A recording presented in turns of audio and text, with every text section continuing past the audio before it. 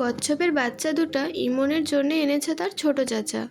এরা বেশিরভাগ সময় থাকে বাথরুমে, লাল প্লাস্টিকের বালতিতে। মাঝে মাঝে ইমনের যখন খেলতে ইচ্ছে করে তখন সে বালতি থেকে তুলে আনে। পানি থেকে তোলার সময় তার একটু ভয় ভয় করে, কামড় দেয় কিনা। এখনো পর্যন্ত কামড় দেয়নি। ছোট চাচা বলেছেন কচ্ছপের বাচ্চাদের দাঁত নেই বলে তারা কামড়ায় না। যখন তারা বড় হবে, দাঁত উঠবে, তখন কামড়াবে। তখন তাদের আর বালতিতে রাখা যাবে না, নদীতে ফেলে দিয়ে আসতে হবে। যে নদীতে কচ্ছপ ফেলা হবে সেই নদীর নাম বুড়িগঙ্গা। ঢাকা নগরী বুড়িগঙ্গার তীরে অবস্থিত। ইমনের আজ স্কুল নেই। সে সকাল থেকেই কচ্ছপের বাচ্চা নিয়ে খেলছে। এদের সে নামও দিয়েছে। বড়টার নাম টম, ছোটটার নাম টমি। এরা দুজন একসঙ্গে থাকলেও দুজনের মধ্যে কোনো মিল নেই। শুকনায় ছেড়ে দেয়া মাত্র দুজন দুদিকে হাঁটতে থাকে।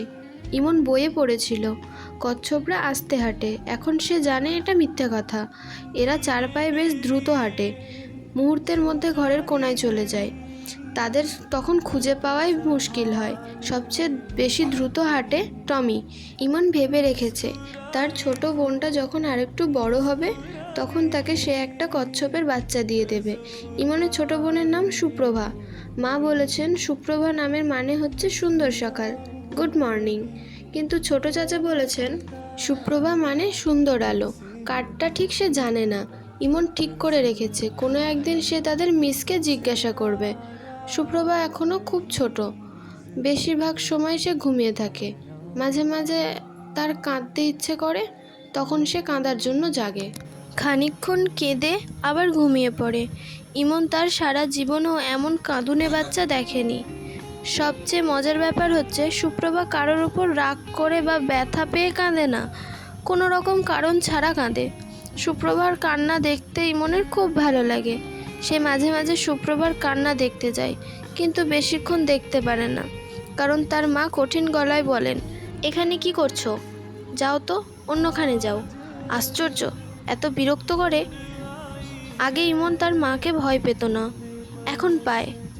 এখন মার মেজাজ সারাক্ষণ খারাপ থাকে। আগে মা তাকে পড়াতে বসতো, এখন বসায় না। সে যদি বই খাতা নিয়ে মার কাছে যায় মা বলে, অনেক বিরক্ত করেছো, এখন যাও তো। অথচ সে কাউকেই বিরক্ত করে না, এমনকি কচ্ছপগুলিকেও না। কোনো কচ্ছপ যদি দরজার আড়ালে লুকিয়ে থাকে সে তাকে লুকিয়ে থাকতে দেয়, সঙ্গে সঙ্গে বের করে আনে না।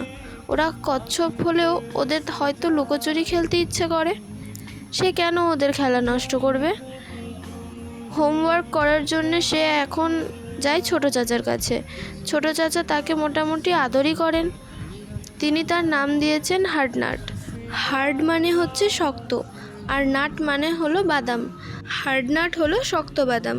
ছোট চাচা তাকে কেন শক্ত বাদাম বলে তা সে জানে না, কখনো জিজ্ঞেস করেনি, কোনো একদিন জিজ্ঞেস করবে।